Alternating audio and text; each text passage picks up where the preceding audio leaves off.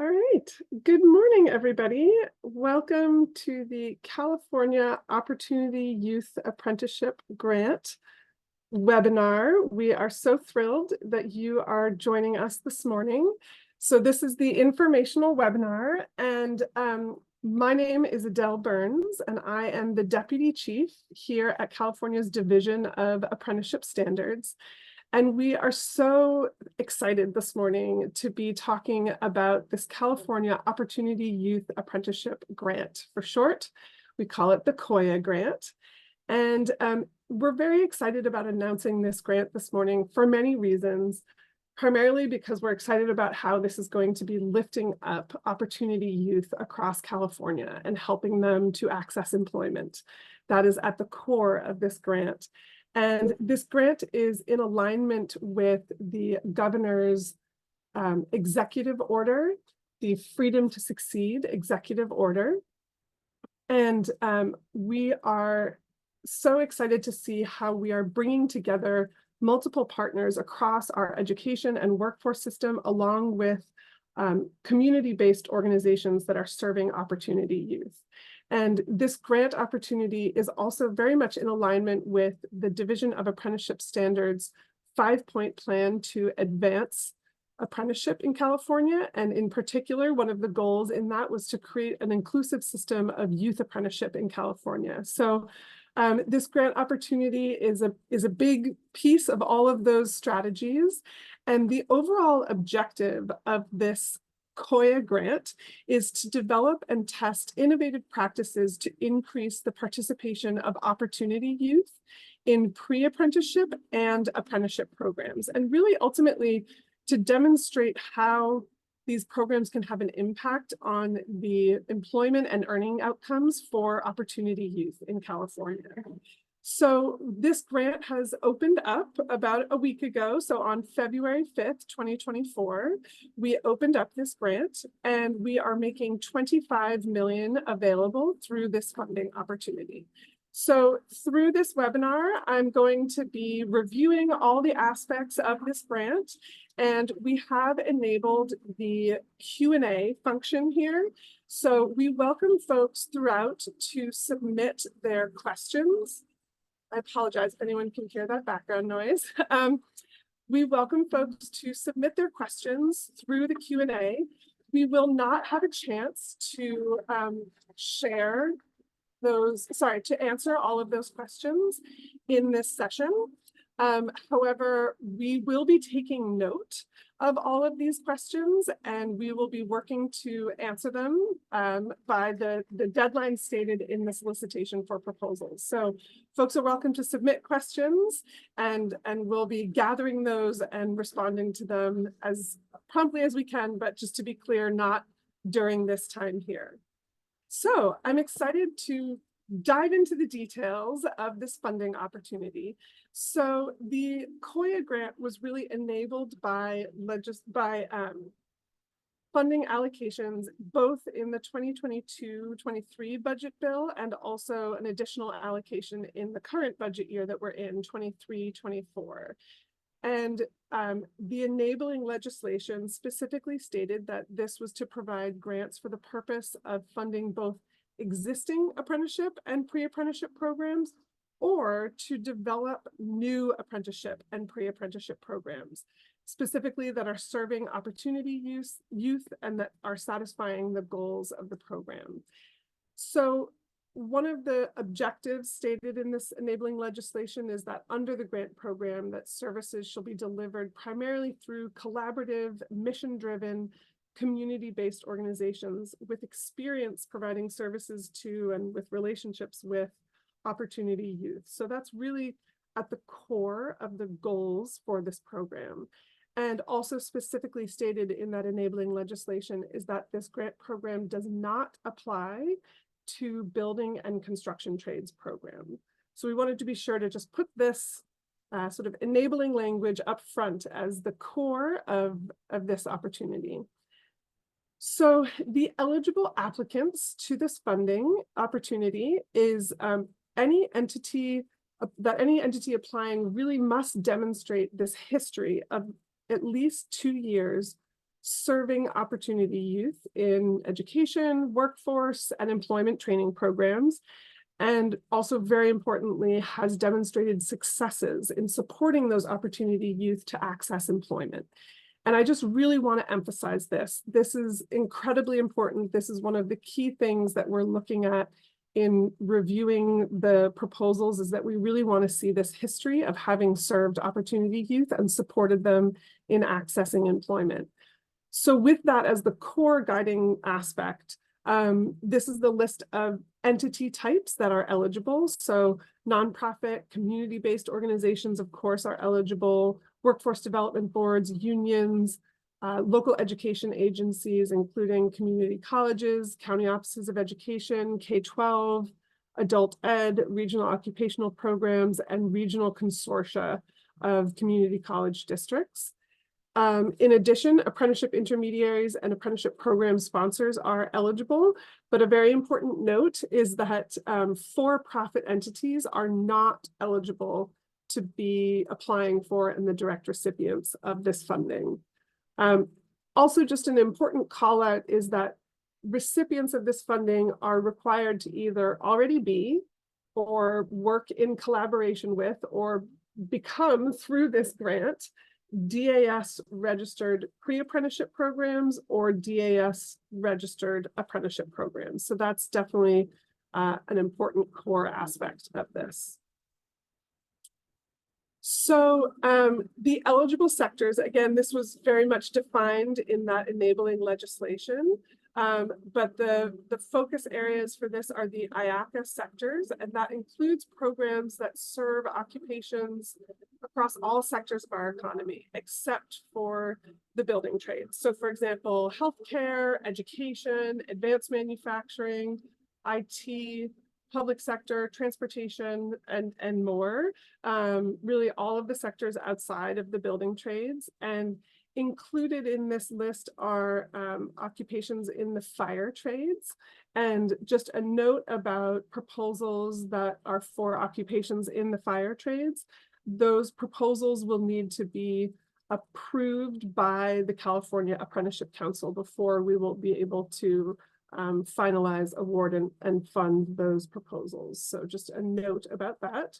And again, unfortunately, this grant program does not apply to building and construction trades programs that are within the jurisdiction of CAC, of the California Apprenticeship Council. All right. So the target population, excuse me, for this grant is opportunity youth.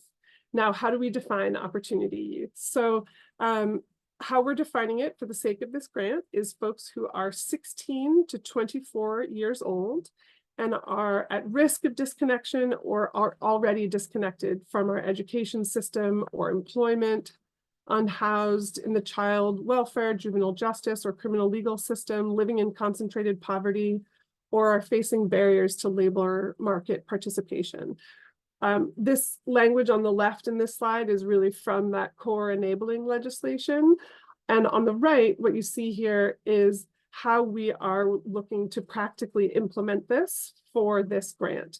So all grantees need to demonstrate that the participants being served through this grant are within that eligible age range of 16 to 24 years old, and that the participants meet one of the following criteria. So current or formerly foster youth, currently or formerly Pell eligible, currently or formerly WIOA youth or adult eligible, currently or formerly enrolled in a Title I school, residing in a high poverty census tract, formerly incarcerated youth parent or a person with a disability. So all the participants served specifically by this grant have to meet one of those criteria, and we're asking all of the awardees of this grant to be retaining that proof of one of these different categories for everyone served by this grant. So that's a bit of the framing of the eligible entities, the sectors, and the target populations. So next I'm going to dive into the structure of the funding and the different parameters for the different categories of the grant. So really we have 4 grant categories here. So we have the planning grant and implementation grant, because in that enabling legislation, it was saying, for new programs or existing programs. So we wanted to be supporting both of those. And also then we have a pre-apprenticeship and an apprenticeship category for each of these. So on the planning grant side, the pre-apprenticeship grants can be up to $300,000, and the apprenticeship grants are up to $500,000. And the performance period on this is 1 to 2 years. The reason for that range, in your proposals, we are looking for the milestones that you're putting forth to be accomplished within a year for the planning grant. But we understand that sometimes there are things that come up that might delay the process of finally getting registered and getting all those pieces finalized and in place. So we're allowing a performance period of up to 2 years. But in your proposals, please be putting forth your plan as to how you're going to work to try to achieve the objectives within a year. On the implementation grant side, we have, it's the same total dollar amount range of $500,000 to $2 million on both the pre-apprenticeship implementation grants and the apprenticeship implementation grants. And it is a 2.5-year performance period on those grants. So with that, I'm going to dive into the details on each of these. So for the pre-apprenticeship planning grant, and again, the total dollar amount here is $300K, up to $300K per award, and that term of 1 to 2 years. The objective with the pre-apprenticeship planning grant is really to support in developing and registering a pre-apprenticeship program.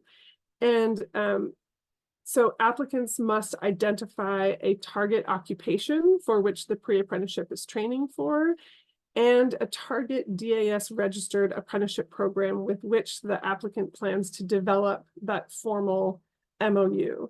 Because ultimately, in order to register a pre-apprenticeship program in the state of California, the most important aspect of that is that MOU between the pre-apprenticeship program and the apprenticeship program that formalizes that indeed the pre-apprenticeship is preparing folks for that registered apprenticeship program. So ultimately, the deliverable that we're looking for is a registered pre-apprenticeship program with that formalized MOU with the registered apprenticeship program. In addition to an implementation and funding sustainability plan for that pre-apprenticeship. And we are certainly hoping and planning for there to be subsequent rounds of this grant, but all of that is subject to future funding. But we want to be seeing what is the implementation plan for this pre-apprenticeship program. And I will just say, high level, we're looking to bridge we know there are a lot of great organizations out there that are serving opportunity youth and helping to place them into employment. And what we're hoping for is that through this grant, that those organizations are helping to bridge into this apprenticeship and pre-apprenticeship world. So that's really part of the core philosophy behind these grants. So in terms of the allowable use of funds, we are expecting that these funds will be used for putting together the program, right? So allowable use of funds includes the staffing and administration for program planning, in-state travel, curriculum development, instructor training, staff development, mentor or manager training, and a note that administrative overhead is limited to 10% of the grant award. So that is the overview of the pre-apprenticeship planning grant. And this is intended to provide an overview. All of the documents and specifically the solicitation for proposals are all available on our DAS website. And I encourage everyone to go review all of the details of that solicitation for proposals. So the next category that I'll provide a walkthrough here of is the apprenticeship planning grant. And this one is up to $500,000 per award. And same thing with that term of 1 to 2 years. Again, please chart your objectives and deliverables to be aimed to be completed in 1 year. So the requirements here is that the funding here must be used to develop either one of two categories here. It can either be used to develop a new registered apprenticeship program that has an intent of serving opportunity youth. And in that context, the proposal needs to identify the occupation and the employer group who wants to hire apprentices. And therefore, there will need to be a letter of interest or support from an employer or multiple employers to validate this interest. And the deliverable ultimately will be the registration of the apprenticeship program with the Division of Apprenticeship Standards. And once again, we are looking for a program implementation and funding sustainability plan with that. So it could either be for a new program, or alternatively, this planning grant could be for an organization to develop an MOU with an existing registered apprenticeship program, where that partner organization will be providing the recruitment of opportunity youth into the apprenticeship and also offer supportive services for opportunity youth during the apprenticeship program. So for this, you must identify the DAS registered apprenticeship program and occupation that you are going to develop that MOU with. And ultimately, the final deliverable is that formalized MOU, and that MOU must specify exactly how that eligible entity is going to help recruit opportunity youth into that apprenticeship program, and also provide supportive services to the opportunity youth during their apprenticeship program. So again, a program implementation and funding sustainability plan is required in the final deliverable on the planning grants. So that is the overview of the sort of the requirements of the grant, and the use of funds is very similar, basically the same as on the pre-apprenticeship side. So we expect that you'll be using these funds for the staffing and administration for program planning, in-state travel, curriculum development, instructor training, staff development, mentor or manager training, and that same administrative overhead limited to 10% of the grant award is included in here. So that's the overview of the planning grant. Now to switch gears into the implementation grants. So first, looking at the pre-apprenticeship implementation grants. So the objective here is really to be supporting effective pre-apprenticeship programs that have strong linkages to registered apprenticeship programs, and that prioritize supportive services for and recruitment of opportunity youth, and that can offer educational stipends to allow for paid training. We heard through the public comment process that led to this grant, and we've heard from many partners that for opportunity youth to participate in these programs is often economically challenging. And so this grant, this category of the grant in particular, is trying to be responsive to that, to allow for an educational stipend during the pre-apprenticeship. And I'll get more into the details of the funding in a moment, but that is certainly a core aspect of what we are looking for to, because we understand that a lot of opportunity youth can't afford to not be earning something, but they may need that additional support of training or other supportive services to be able to get into that apprenticeship opportunity. So we have put forth a few requirements here for the pre-apprenticeship program. So of course, the pre-apprenticeship must be registered with DAS, and as part of that, there is a requirement of that MOU linkage agreement to the registered apprenticeship program. For the sake of this grant, a pre-apprenticeship program cannot exceed 6 months in duration, because we really want to see that these programs are getting folks into apprenticeship as quickly as possible because we know that earning is so critical. And again, I just want to emphasize this is a requirement for this grant. This is not, the 6 months is not necessarily a requirement for all pre-apprenticeships in California. This is specifically for this grant. And additionally, the program cannot have any paid on-the-job training. That's what OJT stands for. So this is not a wage stipend situation. This is an educational stipend. So the expectation is that the educational stipend is being paid for those who are in training, are in the classroom training in particular. So these, again, that is a core requirement for this grant. All right. So the funding setup, therefore, again, we're staying on this pre-apprenticeship implementation grant.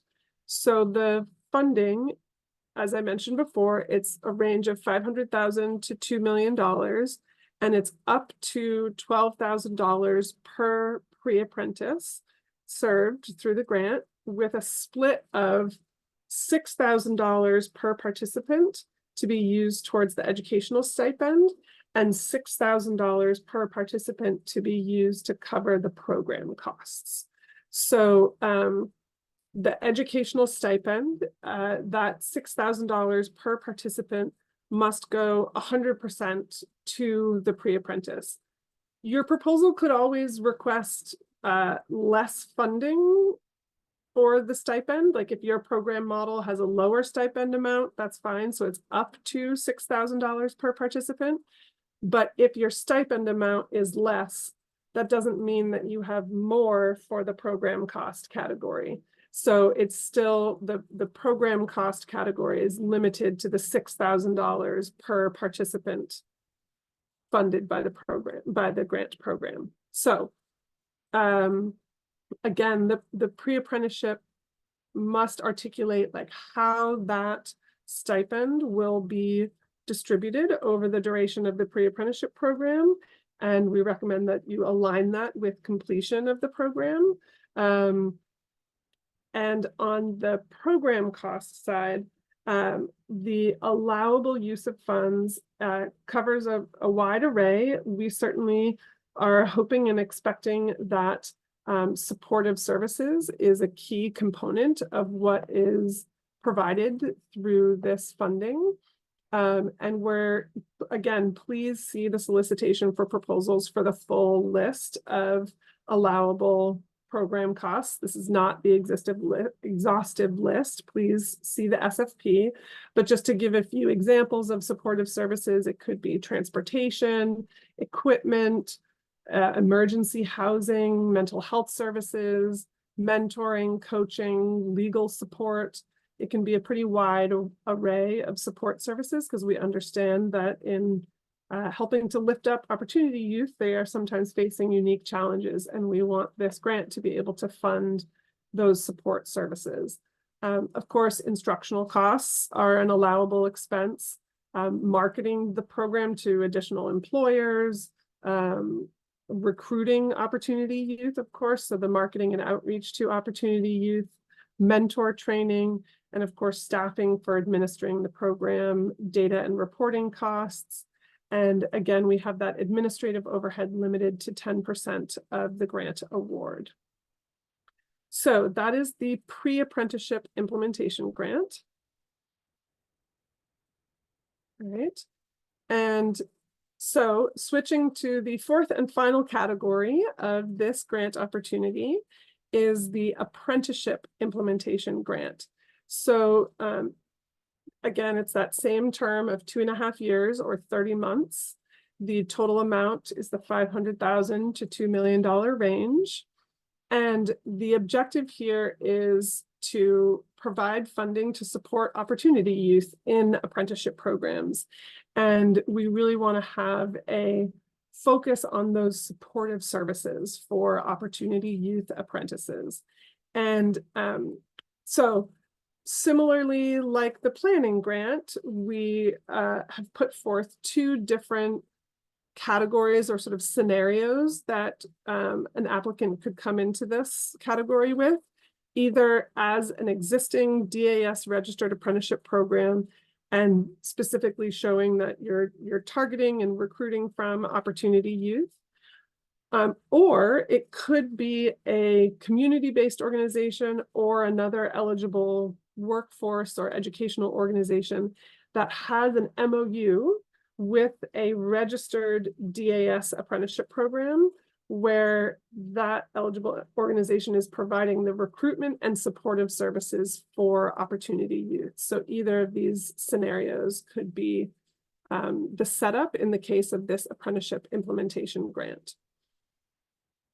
So for the implementation grant, the term is going to be, well, I already talked about the term, so the 2.5 years and the range of funding. So in the case of the implementation grant, the dollar amount is up to $10,000 per registered apprentice served through the grant. And we're really going to be giving funding priority to those who are utilizing more of the funding for supportive services. We thoroughly expect that there will be braiding of funds, and we are really hoping that how the COYA grant funds are utilized is a focus on supportive services. So that's why that's at the top of the list of allowable use of funds. And again, we've got that wide range of supportive services. And to those who provided public comment earlier in 2023, thank you for the comments on the different kinds of supportive services that were important to consider when supporting Opportunity Youth. So transportation, well, I already talked through that exhaustive list, but I will really point people towards the solicitation for proposals around the allowable use of funds. So it'll include marketing the program to additional employers, recruiting Opportunity Youth, mentor training. One unique category of allowable use of funds here is the employer incentives. We do allow employer incentives, and this might be to cover the cost related to running the apprenticeship, equipment for the apprentices, mentor training, workers' compensation, insurance premiums, but it cannot go towards wages. I'll talk more about that in a moment. Allowable use could also be staffing for administering the program, data and reporting costs, and again, that 10% limit on the administrative overhead.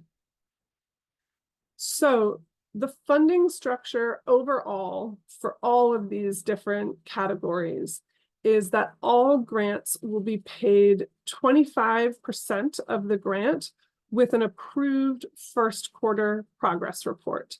So if you are awarded this grant, we will initiate the grant with, of course, the contract, and then it will, you'll start the grant, and with the first quarter's progress report, then we will award 25% of the grant funds to you at that time.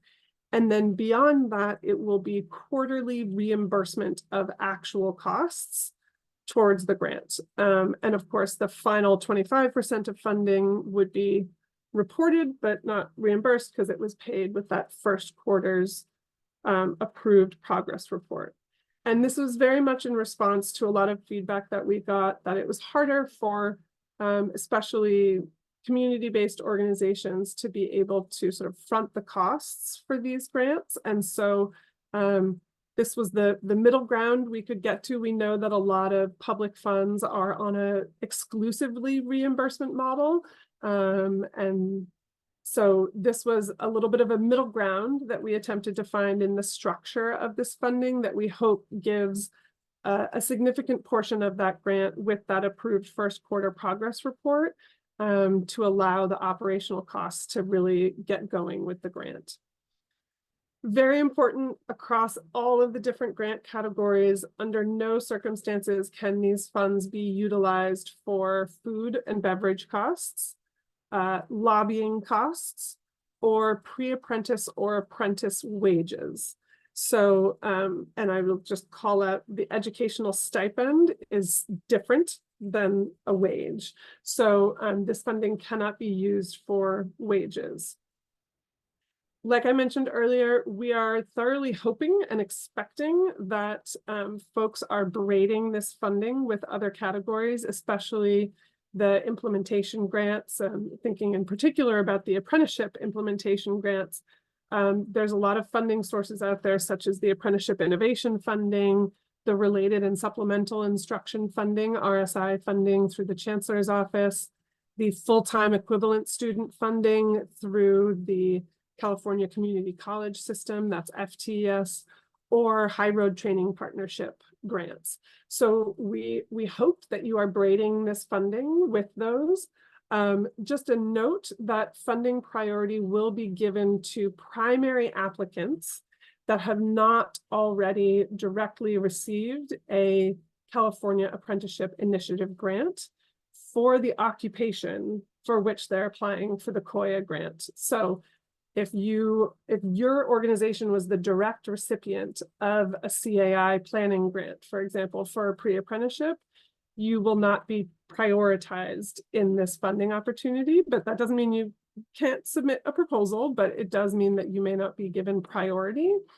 But importantly, if you are not the direct recipient of the CAI grant, you can apply for this funding and you wouldn't be deprioritized.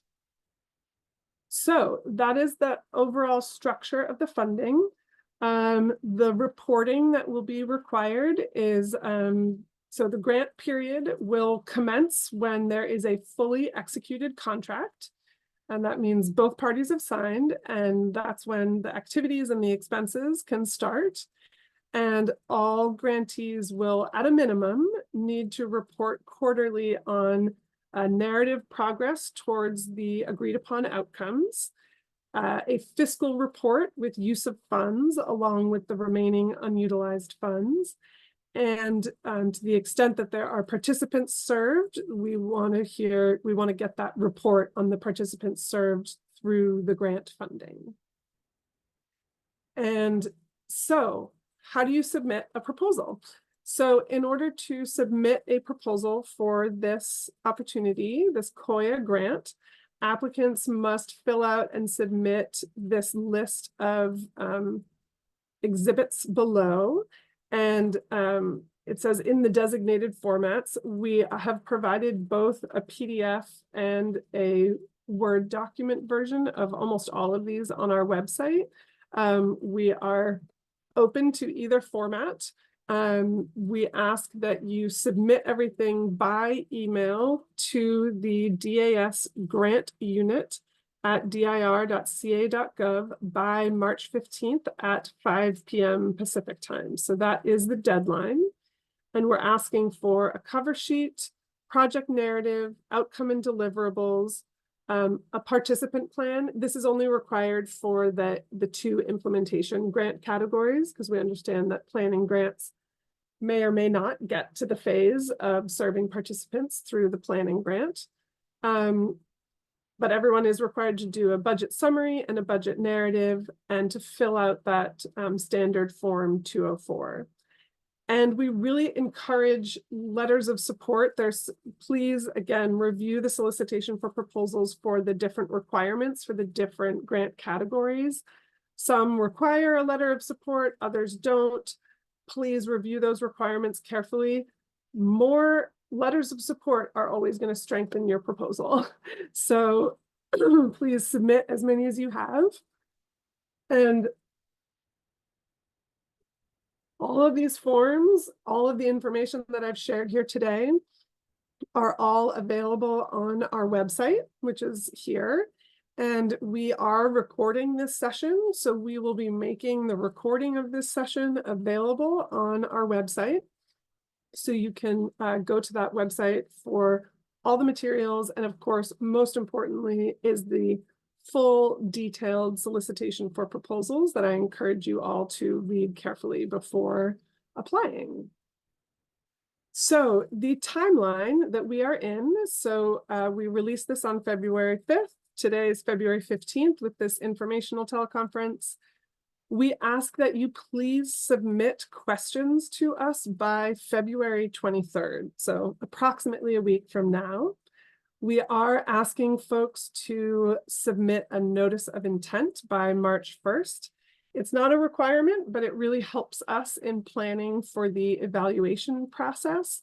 So we would appreciate if you could submit a letter of, an email of intent, really is what we're looking for, by March 1st. We will have a teleconference on March 7th, where we will go through all of the questions that we have received and the answers that we can offer. Those will also be published to our website, and we will record that and post it on our website. Most important date on this timeline is that March 15th is the due date on the proposals. And we know this is coming up quickly, so thank you for getting organized quickly. And we hope that we've been telling you all about this grant, sort of the overall structure of the grant, for a few months now. So hopefully you've been getting all of your pieces organized, and now you have all the detailed forms that you need to fill out, and all of those must be submitted by March 15th. The rest of this timeline is estimated, so big emphasis on the estimated, but we are looking to try to turn this around as quickly as we can. So April 5th, 2024 is the estimated award announcement date. And we're aiming for a project start date around July 1st, 2024. Again, the start date is when there is a fully executed contract. So that is the goal that we're going for. So that is the overall timeline. So that is the full review of the grant. I encourage folks to submit questions to this email here, so dasgrantunit@dir.ca.gov. Again, the deadline to submit questions is February 23rd. Now, some of you have already submitted questions by email, which is awesome, and we have attempted to answer a few of them. So I'm going to keep going here and answer a few of the questions that have come our way. We are still crafting all of the thoughtful responses to additional questions, so we are not able to answer all of the questions we've received so far. I know there's a lot of activity in our Q&A here, which is great, and we are taking note of the questions that are coming in through the Q&A on this webinar, and we will do our best to group the questions and get all of those questions answered. So just to address a few of the questions that have come our way already before this webinar. The first question was, can an organization apply for both pre-apprenticeship and apprenticeship? And another question was, is an organization able to submit more than one application? And the answer is yes. An eligible organization can apply for multiple categories of funding, but should submit a separate application for the different categories of funding. So you are able to apply to different categories and to submit more than one application. The next question is, can a pre-apprenticeship be planned to align with a DAS apprenticeship that is still in the planning stages? And unfortunately, the answer is no, although I'm making some assumptions in the question here. So I'm assuming that this organization is inquiring about a pre-apprenticeship planning grant. And if the target apprenticeship program, which that planned pre-apprenticeship is aiming to partner with, is not yet registered with DAS, then that application will not be eligible for funding.